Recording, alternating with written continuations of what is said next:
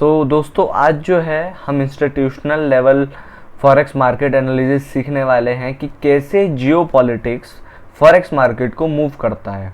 बहुत ही अच्छा कोर्स है ये।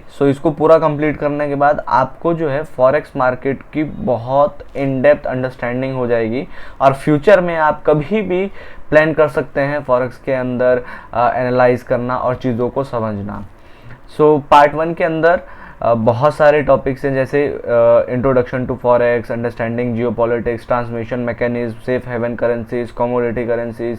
पार्ट 2 में central bank and geopolitics, major geopolitical event, sanctions and economic warfare, petro dollar system, dedollarization. Third पे है इलेक्शन एंड फॉरेक्स। उसके बाद जो है war and forex market, energy geopolitics, China versus USA, capital flows. Fourth पे है traders political tool kit, आपके लिए हेल्पफुल होगा कौन कौन सी जो है टूल किट्स यूजफुल हो सकती हैं। Advance institutional frameworks, forecasting geopolitical risk, complete trading playbook आपको मिलेगा। एंड 20 पे है future of forex. Introduction to forex module 1। तो अभी जो हम डिस्कशन कर रहे हैं फॉरेक्स मार्केट का, ये वर्ल्ड का लार्जेस्ट फाइनेंशियल मार्केट है। अप्रॉक्सीमेटली 7.5 ट्रिलियन जो डॉलर का ट्रेड होता है हर दिन इसके अंदर। जो भी इसको ट्रेड करते हैं, कैसे इसको ट्रेड करते हैं और क्यों ट्रेड करते हैं, वो सारी इन्फॉर्मेशन आपको आगे मिलने जाएगी और आपको अंडरस्टैंडिंग आ जाएगी कि कैसे ये मार्केट मूव करता है और इतना बड़ा मार्केट कैसे चलता है। तो फॉरेक्स मार्केट समझते हैं हम। तो इसका जो ट्रेडिंग वॉल्यूम है हर दिन का 7.5 ट्रिलियन डॉलर है और अगर हम देखें तो larger than global stock and bond market combined. तो ये जो है अगर हम इसके अंदर ग्लोबल मार्केट और बॉन्ड मार्केट भी कंबाइन कर देते हैं तो उससे भी ज़्यादा ये आपको वॉल्यूम प्रोवाइड करवाता है। 180 प्लस करेंसीज ट्रेडेड है, मतलब इसके अंदर 180 से ज़्यादा करेंसीज आपको मिल जाती हैं। यूरो यूएसडी से कंबाइन बहुत सारे पेयर्स हैं, जापानीज येन। और ये जो 3 पेयर हैं जो भी मैंने आपको बताया, यूएसडी, यूरो, जापानीज येन, ये 75% ट्रांजेक्शन्स कवर करते हैं इनसाइड इटसेल्फ। और ये 24/5 मार्केट ऊपर रहता है। इसमें सेशंस होते हैं, डेली के कुछ सेशंस होते हैं, Sydney market, Tokyo, London, New York और भी सेशंस हैं इसी के अंदर जो है। अगर डीप में जाएंगे तो Asian, London close, London, New York close, am session New York का, पीएम सेशन लंदन का, एएम पीएम। तो बहुत ज़्यादा इसके अंदर सेशंस भी देखने को मिलते हैं। फॉरेक्स मार्केट क्या है? तो forex exchange is the global market for buying and selling currencies against each other. अगर मैं आपको एग्जांपल दूं तो एक पेयर है, वो पेयर है आपका यूएसडी आईएनआर। ठीक, अब मैं अगर आपको बताऊं यूएसडी आईएनआर का मतलब क्या होता है। यूएसडी आईएनआर मींस, सपोज कि आप क्या कर रहे हैं, आप एक यूएसडी के लिए कितने आईएनआर पे कर रहे हैं। फॉर एग्जांपल 90 मैं ले लेता हूं और यूएसडी है, तो USD is a base currency और जो आईएनआर है वो कोट करेंसी है। इट मींस आप आईएनआर पे कर रहे हैं यूएसडी लेने के लिए। Unlike stock exchanges, forex has no central physical exchange, it's an over the counter market. जैसे स्टॉक मार्केट है, बट स्टॉक मार्केट में क्या है, वहां पे एक सेंट्रल फिजिकल एक्सचेंज है। अभी आप इंडिया में एनएसई देखेंगे, बीएसई देखेंगे तो मार्केट है, बट फॉरेक्स में कोई भी ऐसा फिजिकल एक्सचेंज नहीं है फॉरेक्स। और इसको हम ओवर द काउंटर मार्केट कहते हैं, जो कि ऑल ओवर वर्ल्ड ट्रेड होता है। Every international transaction, trade, investment, tourism required currency conversion. अगर आप एक एग्जांपल लेते हैं, अगर यहीं से आप नेपाल जाएंगे तो नेपाल में आपको करेंसी चेंज करवानी पड़ेगी, बिकॉज वहाँ की करेंसी वर्क करेगी वहाँ पे। तो करेंसी मार्केट मतलब क्या है कि आप एक करेंसी में ट्रेड कर रहे हैं as compare to other currency, against other currency. मैं एक और एग्जांपल लेता हूँ। आप जो है अभी से 20 साल पहले, 30 साल पहले, या जब भी मार्केट का प्राइस बहुत कम था, मार्केट का प्राइस मतलब डॉलर का जो प्राइस था as compare to INR, suppose करते हैं 70 रुपये था जब, अगर आप उस समय डॉलर रख लेते और अभी उसको सेल करते तो आपका जो है जहाँ पे आपको 70 रुपये मिल रहा था वो अभी आपको कितना मिलेगा, अभी आपको 90 रुपये मिलेगा, 20 रुपीज़ जो है आपको प्रॉफिट मिलेगा। सो ये करेंसीज हैं और करेंसीज का अप्रिसिएशन और डिप्रिसिएशन होता है। अप्रिसिएशन में प्राइस बढ़ना, डिप्रिसिएशन में प्राइस घटना, इसी में वैल्यूएशन होते हैं, तो डिवैल्यूएशन होता है। ये सारे कॉन्सेप्ट धीरे धीरे आगे हम समझेंगे। Forex is the backbone of global commerce, without it international trade stops. तो फॉरेक्स जो है बैकबोन है ग्लोबल कॉमर्स का, और इसके बिना जो इंटरनेशनल ट्रेड है वो रुक जाएगा। The market operates through a network of banks, broker, institutions and retail traders. तो जितने भी मार्केट चल रहे हैं ना, इसके अंदर central banks, brokers, institutions, retail traders, सबका बहुत बड़ा हाथ होता है। करेंसी पेयर जैसे मैंने आपको एग्जांपल दिया था यूरो USD, तो आप क्या कर रहे हैं, 1 यूरो खरीदने के लिए कितना USD आपको पे करना पड़ रहा है। तो फॉर एग्जांपल आपको दिख रहा होगा यहाँ पे euro USD equals to 1.08 means 1.08 dollar आपको देना पड़ेगा पर यूरो। सेम मेजर पेयर्स होते हैं, कुछ मेजर पेयर्स के अंदर आपको जो है आपको डॉलर्स दिखते हैं। Dollars as a quote currency वो रहेगा ही रहेगा, या तो मेजर या तो कोड, जहाँ पे भी डॉलर होगा वहाँ पे आपको वो मेजर पेयर की तरह काउंट होगा। Euro USD, USD JPY, GBP USD, USD CHF, AUD USD, USD CAD, NZD USD, और बहुत पेयर्स होते हैं, माइनर पेयर्स भी होते हैं, अलग अलग और पेयर्स होते हैं। तो अभी जो है ये नोट मेरे लिए है। सो 7.5 ट्रिलियन डे वर्सेस NSE, आप देख सकते हैं कि कितना डिफरेंस है। Forex is 300x bigger than stock market, जो कि इंडिया में है, और ये कंपैरिजन NYSE से हो रहा है, यानी न्यूयॉर्क स्टॉक एक्सचेंज से। तो मार्केट सेशंस अभी जो मैंने आपके साथ डिस्कशन किया था, तो सिडनी का 10 PM टू 7 AM UTC, ये UTC टाइम जो है न्यूयॉर्क टाइम है। तो ये सेशंस के टाइमिंग्स हैं, और most gaps happens over weekends. तो वीकेंड्स में क्या होता है कि बहुत गैप्स आ जाते हैं, जिसके बीच में पेंडिंग ऑर्डर्स लगने की वजह से मार्केट का भी गैप अप गैप डाउन होता है। मार्केट स्ट्रक्चर टीयर्स, तो टीयर 1 में इंटर बैंक मार्केट होते हैं, BIS, ECN, लार्जेस्ट बैंक जो ट्रेडिंग करते हैं। फिर जो है कमर्शियल बैंक्स होते हैं। ये आपका जो है सीक्वेंस वाइज दिया हुआ है कि सबसे बड़ा जो ट्रेड होता है वो कहाँ से शुरू होता है। इंटर बैंक्स जितने भी हैं वहाँ से ये ट्रेड होते हैं। देन कमर्शियल बैंक्स जो कि हेजर्स होते हैं, arbitrage, client flows, then hedge funds, institutional traders, then retail brokers, pass through pricing, मतलब रिटेल ब्रोकर्स जो बहुत ही बड़े लेवल पे वर्क कर रहे होते हैं। देन रिटेल ट्रेडर्स जैसे कि हम सब हैं, स्प्रेड वाइडेड down the chain, inter bank page 0.01 page. तो कहने का मतलब क्या है कि जो भी ब्रोकर होते हैं ना, ब्रोकर स्प्रेड से पैसा कमाते हैं, और जितने भी हमारे पास ब्रोकर हैं उसके अंदर आपको स्प्रेड दिखेगा। बट जो बहुत ही लार्ज बैंक्स होती है, फंड्स होते हैं, उनके पास एक टर्मिनल होता है, जिन टर्मिनल से वो ट्रेडिंग करते हैं।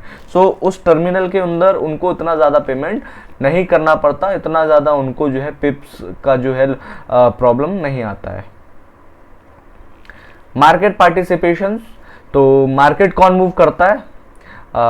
मार्केट मतलब करेंसी, करेंसी के प्राइस अप डाउन कैसे होते हैं। सबसे पहला सेंट्रल बैंक सबसे पावरफुल क्या करता है, इंटरेस्ट रेट इंटरवीन करता है डायरेक्ट फॉरेक्स मार्केट में, और 12 ट्रिलियन डॉलर से ज़्यादा इनके पास रिजर्व्स है। बैंक ऑफ जापान जैसे कि 70 बिलियन डिपेंड करता है जैपनीज येन में 2022।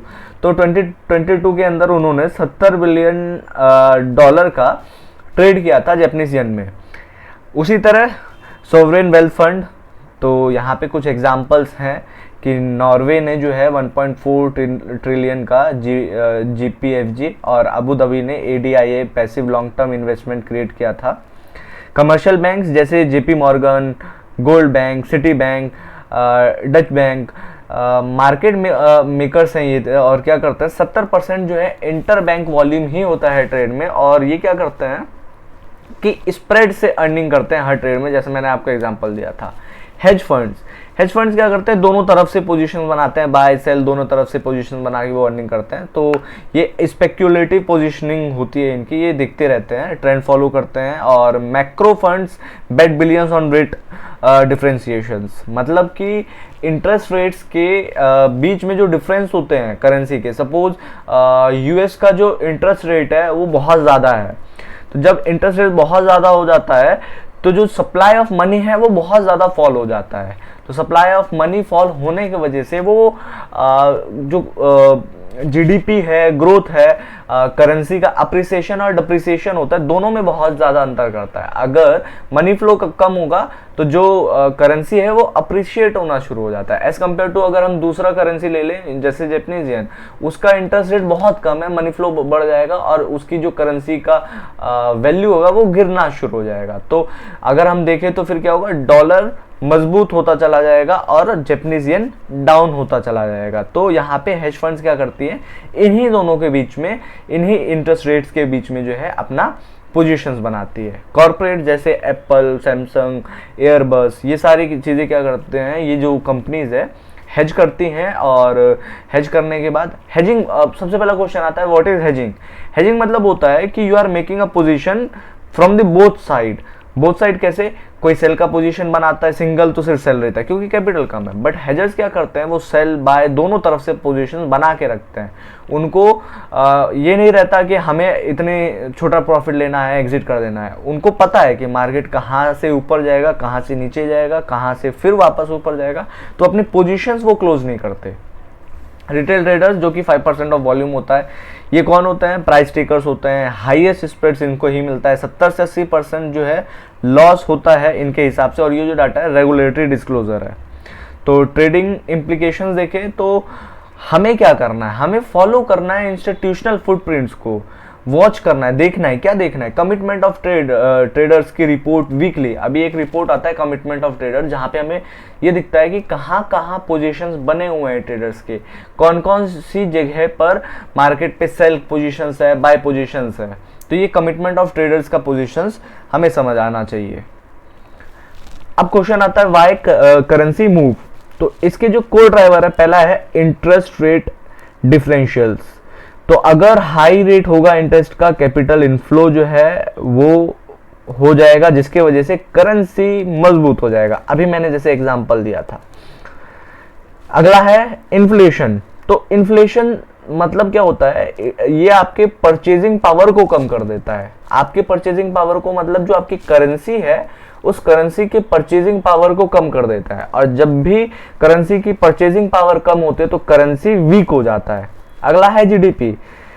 जीडीपी ग्रोथ अट्रैक्ट करता है इन्वेस्टर्स को, और जब इन्वेस्टर्स करेंसी की ज्यादा डिमांड करते हैं तो क्या होता है, जो प्राइस होता है वो ऊपर चला जाता है अप्रिसिएशन की तरफ। Trade balance, export surplus equals to foreign demand for your currency. अगर एक्सपोर्ट सरप्लस हो रहा है, आपके यहाँ पे प्रोडक्शन बहुत ज्यादा हो रहा है और वो सरप्लस में है, तो इससे क्या होता है कि जो फॉरेन डिमांड है फॉर करेंसी, आपकी करेंसी के लिए, वो बढ़ जाएगा। डॉलर एक सेंट्रल करेंसी की तरह अभी चल रहा है। डॉलर क्या है कि ऑल जितने भी पूरी दुनिया है, ऑल ओवर वर्ल्ड में डॉलर क्या है, as a central currency for trade. तो डॉलर क्या है कि एक सेंट्रल करेंसी बन चुका है, जिसकी वजह से किसी को भी ट्रेड करना होता है ना, so everyone is accepting dollar. For example कि मैं अभी इंडिया में हूँ और इंडिया में मैं चीज़ें लर्न कर रहा हूँ कि अगर मैं फॉरेन में गया तो मैं कौन सी लैंग्वेज में बात करूंगा। तो मेरे पास एक ऑफिशियल लैंग्वेज है जो कि इंग्लिश है, तो मैं कहीं पे भी जाके इंग्लिश यूज करके कम्युनिकेट कर सकता हूँ। उसी तरह डॉलर जो है वो सेंट्रल करेंसी बन चुका है, जहां पे कोई भी कहीं पे भी किसी को ट्रेड करना है तो वो डॉलर का यूज कर सकता है। Political stability, safe environment attract करता है फॉरेन डायरेक्ट इन्वेस्टमेंट्स को, जो कि करेंसी को सपोर्ट करने में मदद करता है। अगला आता है जियोपॉलिटिकल इवेंट्स, जैसे कन्फ्लिक्ट हुआ, इलेक्शन हुआ, सैंक्शंस हुए। ये क्या करता है, सडन कैपिटल फ्लो बढ़ा देता है, आइदर सडन फ्लो घटा देता है, जिसकी वजह से करेंसी में मूवमेंट्स आती हैं। अब आता है जियोपॉलिटिक्स को हम समझते हैं। Why Nations compete. पहला क्वेश्चन, नेशंस क्यों कम्पीट करता है। How power shape the world global order. कैसे जो है एक पावर जो वर्ल्ड के ग्लोबल ऑर्डर को वो चेंज करता है, and how these forces directly translate into currency movement, और इन सारी चीज़ों से कैसे करेंसी पे इफेक्ट आता है और करेंसी मूव करता है। व्हाट इज जियोपॉलिटिक्स, तो जरा फ्रेमवर्क समझते हैं। Geopolitics, how geography, power, resource and human ambition shapes international relation and economic outcome. तो ये कंडीशंस, ये जो टर्म है ये बहुत इंपॉर्टेंट है। जियोग्राफी, पावर, रिसोर्स और ह्यूमन एम्बिशन। जियोग्राफी क्या है? इंटरनेशनल रिलेशंस में पावर, आप कितने पावरफुल हो, आपके पास कौन सी रिसोर्सेज है जो कि ट्रेड के लिए यूज हो रही है, and human ambitions, political leaders क्या डिसीजन ले रहे हैं। तो first coin by Swedish political scientist Rudolf Kjellen, वो कहते हैं 1899 के अंदर, the state as a biological organism competing for survival. तो एज अ स्टेट मतलब एक कंट्री है, वो एक बायोलॉजिकल ऑर्गेनिज्म है जो कि कंपीट कर रहा है सर्वाइवल के लिए।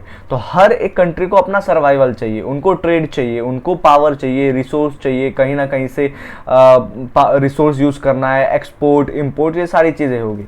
इसी का अगर हम मॉडर्न डेफिनेशन देखें तो the intersection of geography, politics, economics, military power and ideology in shaping world. तो 4 पिलर्स क्या हैं जियोपॉलिटिकल पावर के? Military might, economic strength, technological leadership, cultural soft power. Nations compete for, अब नेशंस किन किन चीज़ों के लिए कंपीट करती है? नेशन जो है ट्रेड रूट्स के लिए कंपीट करती है। अभी आपको पता होगा कि शिप्स के माध्यम से जो है ट्रेड रूट्स जा रही हैं, वहाँ से ऑयल एक्सपोर्ट होता है, उस पर अगर कुछ प्रॉब्लम होती है तो उसका इफेक्ट जो है इंडिया में और अदर कंट्रीज होता है। अगर हम कुछ पावर सप्लाई कर रहे हैं, वहाँ पे अगर कुछ प्रॉब्लम आती है ट्रेड के, तो वहाँ पे क्या है उससे भी इफेक्ट होता है। टेक्नोलॉजी डोमिनेंस, कहीं पे टेक्नोलॉजी बहुत ज़्यादा डोमिनेंट है। टेक्नोलॉजी इन सेंस आप हर सेंस में ले सकते हैं। अगर आप टेक्नोलॉजी की बात करें तो डिफेंस में किसके पास एयरक्राफ्ट कितने पावरफुल हैं, शिप्स कितने पावरफुल हैं, सबमरीन कितने पावरफुल हैं, ऑटोमेशंस कहाँ बहुत अच्छा चल रहा है, कहाँ पे चीज़ें जो हैं ज़्यादा technological as compare to science and technology में भी आए तो कंप्यूटर कहाँ सुपर फास्ट है। तो सारी चीज़ें जो हैं टेक्नोलॉजी के अंदर आ जाता है। करेंसी इन्फ्लुएंस, कौन सी कंट्री का करेंसी इन्फ्लुएंस कितना है, कहाँ कहाँ उस करेंसी का यूज़ हो सकता है। मिलिट्री बेसिस, किसके सबसे ज़्यादा मिलिट्री बेसिस हैं, ये चीज़ भी बहुत इफेक्ट करती है, क्योंकि जो मिलिट्री बेसिस है ना, ये आपके पावर को डिफाइन करता है।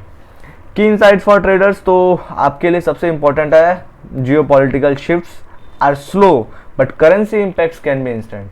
अगर आप देखेंगे ना कि आज कुछ भी ऐसी चीज हो जाती है जो कि नॉट डिसाइडेड है और सामने एक कंट्री दूसरे कंट्री के साथ अपोजिशन में आ जाती है, तो उनका डिस्कशन मंथ ऑन मंथ चलेगा, हो सकता है सालों साल तक चले, बट उसका इफेक्ट तुरंत पड़ जाता है करेंसी पे। करेंसी तुरंत जो है अप्रिशिएट भी हो जाती है और डिप्रिशिएट भी हो जाती है।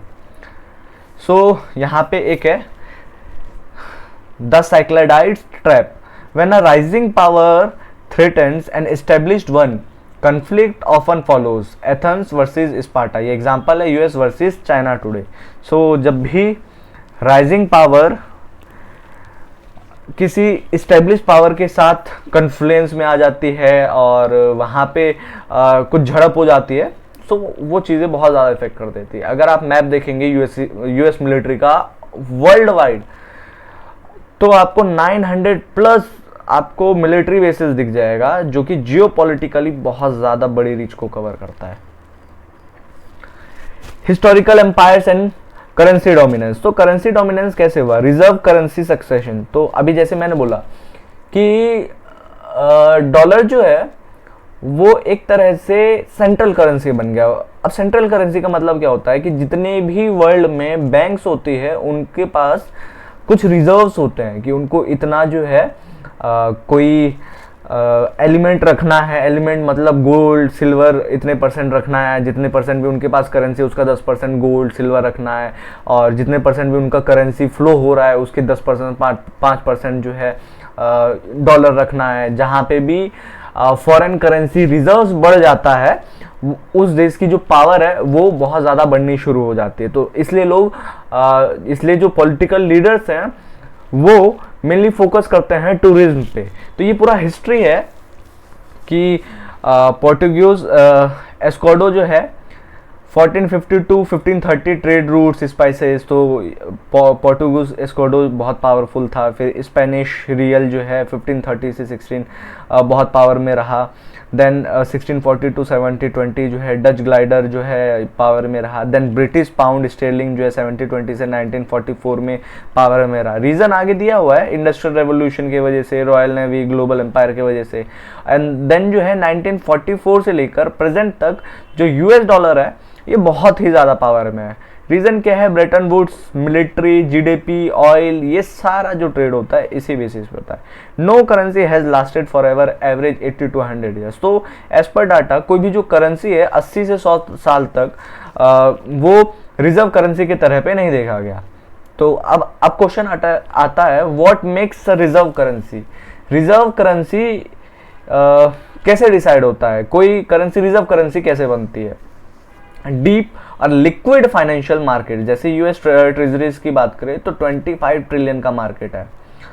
Military power to enforce contract and protect trade routes, इसके पास जो यूएस है उनके पास जो है मिलिट्री पावर है जो कि कॉन्ट्रैक्ट्स को और जितने भी इनकी ट्रीटी साइन होती है उन सबको प्रोटेक्ट कर सकता है। Rule of law and property right protection, network effect, once establish extremely hard to displace, large share of global GDP, trust, the US still has all of this advantage in 2024-2025। तो ये सारी चीजें US dollar को एक reserve currency बनाती है।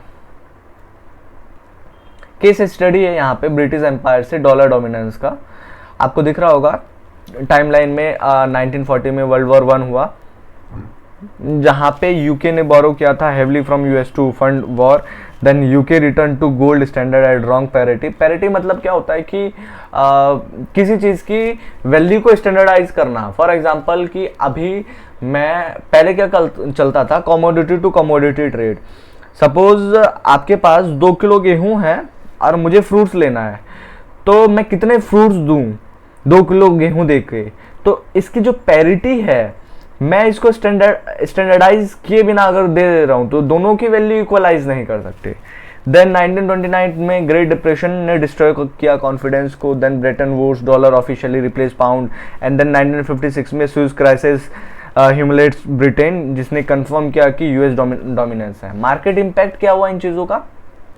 तो 1914 के अंदर जब वर्ल्ड वॉर चल रहा था तो GBP USD fell from 4.86 to 2.80। इसका मतलब क्या है कि आपको 42% अप्रॉक्स डिवैल्यूएशन हुआ है। अच्छा, ये क्या दर्शाता है? जैसे आपको दिख रहा होगा कोर्ट में यूएसडी है और जीबीपी जो है वो बेस करेंसी है, तो कितना यूएसडी मेरे को देना पड़ेगा जीबीपी ग्रेड पाउंड को खरीदने के लिए? तो इट मीन्स अगर मार्केट फॉल हो रहा है तो जो डॉलर है वो बढ़ रहा है। तो ये हमें क्या शो कर रहा है? ये शो कर रहा है कि इसके वजह से इतना इम्पैक्ट हुआ कि जो डॉलर है वो 42% बढ़ चुका था। And then UK debt to GDP hit to 50% post second world war second के पास जो है जो यूके का डेप्थ था वो लगभग जो है 250% बढ़ चुका था। And US accounted for 50% of global trade in 1945। तो यूएस के पास लगभग 50% ऑफ ट्रेड आ चुका था। अब यहाँ पे हमें क्या लेसन मिलता है? Reserve currencies transition take 20 to 30 years. Reserve currency के ट्रांजिशन में जो है लगभग 20 से 30 साल लगा, नॉट मंथ्स। ये नहीं कि एक मंथ में ही ये सारी चीज़ें हो जाती है। Early movers profit enormously and after that watch debt levels, military power and trade invoicing, these led the currency shift। और इसके बाद इन चीज़ों के अंदर बहुत सारा करेंसी शिफ्ट भी आया। आगे मूव करते हैं, जियोपॉलिटिकल ट्रांसमिशन मैकेनिज्म। सो मॉड्यूल 3 इसको हम नेक्स्ट वीडियो में करेंगे। Thank you for watching.